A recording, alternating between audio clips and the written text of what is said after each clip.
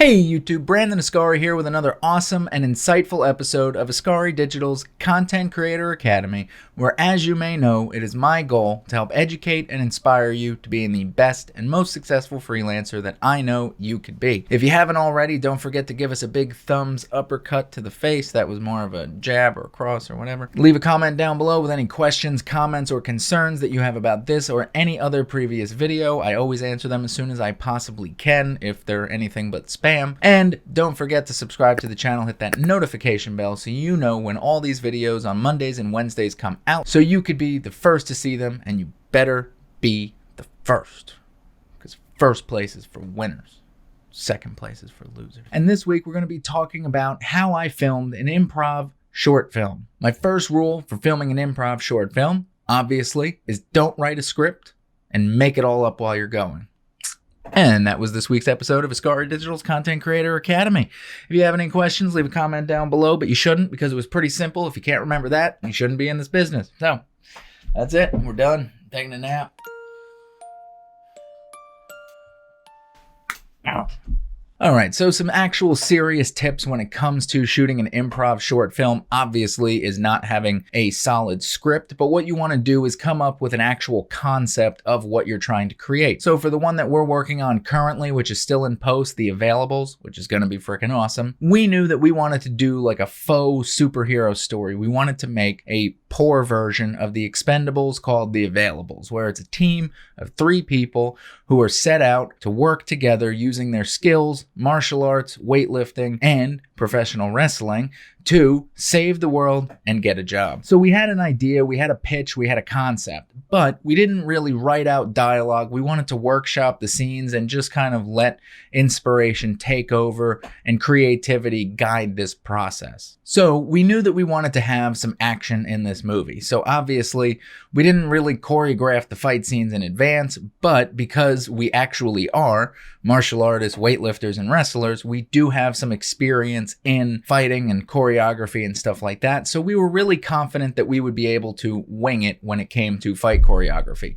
Now, I wouldn't recommend doing this if you don't have any experience with fight scenes or martial arts or anything like that, because doing fight choreography is very advanced for people who don't have experience.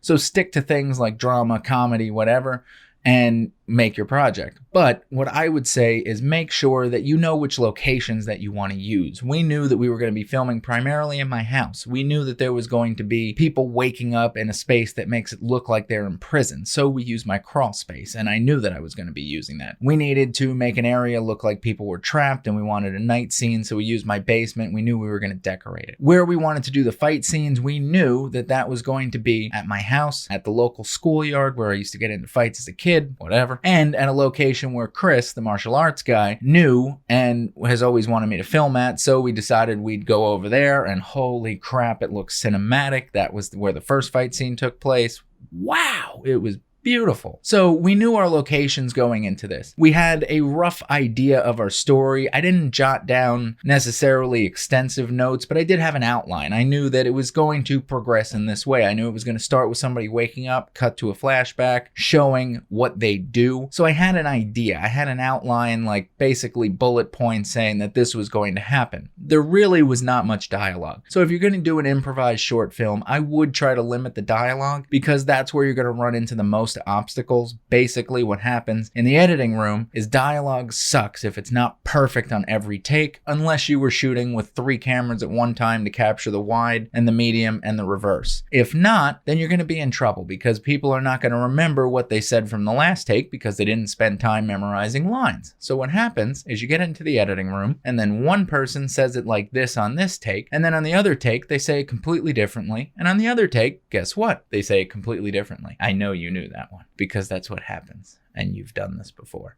and you're awesome, and you're going to go on to great things, and I believe in you. Namaste. So keeping dialogue to a minimum is really important in these improvisational films.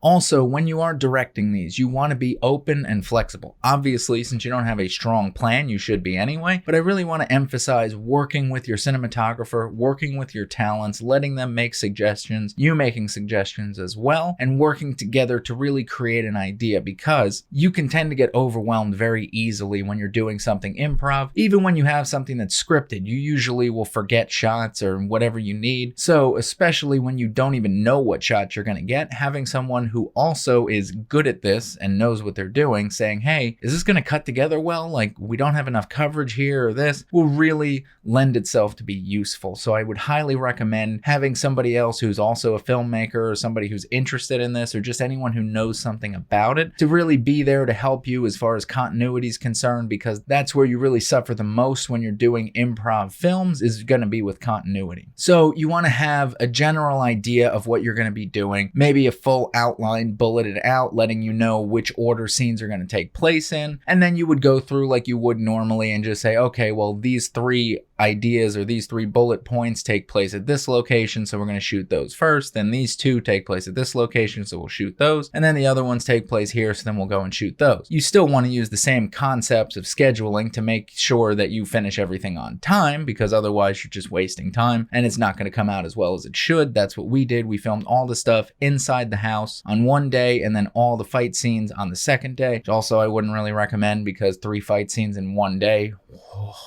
we were tired. But the idea is very simple. We're trying to make a film. We didn't have a strong idea. This is actually an idea for a web series, and this is like an origin story that will lend itself to the web series that we'll use as a crowdfunding pitch. And basically what we're going to do is write full scripts for that. We just decided to do the origin story as kind of like a fun little improv project that we did over the weekend, and it was a lot of fun. So with that said, we want to make sure that if you're going to do an improv film that's very Wong Kar-wai-esque, if you study film history at all, you should definitely check out his films like Chungking Express and The Mood for Love. He's an amazing filmmaker who always partnered with Christopher Doyle, and he's one of my favorite cinematographers of all time. The thing about them is they would shoot basically with the actors and the locations that they had available. They'd be like, all right, we could shoot in France for a couple of days and the actors are available on this day. What are we going to shoot? Don't really know yet. Let's go over there and check it out. And they made magic happen because everybody was creative and everybody was flexible. So this was a beautiful experience, and I wanted to try something similar in that vein, and I really enjoyed it, and I think I would do it again. I do think structure is important. Don't get me wrong. I think you should have a script. I think you should do as much pre-production as possible. But once you've done enough films and you've trained that muscle really well, then I think it is good to go out there and just let things happen. I think it's great to really experience that. And these are some things that you should keep in mind when you're doing that. Also, I would say make sure that you really do everything you can to take the time to get multiple angles and more shots, because if you do rush things and you go for light coverage, especially with an improv film, then you really are just rolling the dice on how it's going to be in post. There were a few scenes in this short, which you will see in the near future, where there's just not as much coverage as I would have liked, so we really had to focus a lot in editing to try and cover that up. So it's definitely something that I would recommend. After we release the film, what we're going to do is start doing breakdowns of how we did certain things, but I'll give you a quick tip on how we achieved that awesome opening shot of everybody waking up in what looks like some type of prison. We went into my crawl space, which is maybe 4 feet tall, so it's not very high, and we only had this one little window that was like,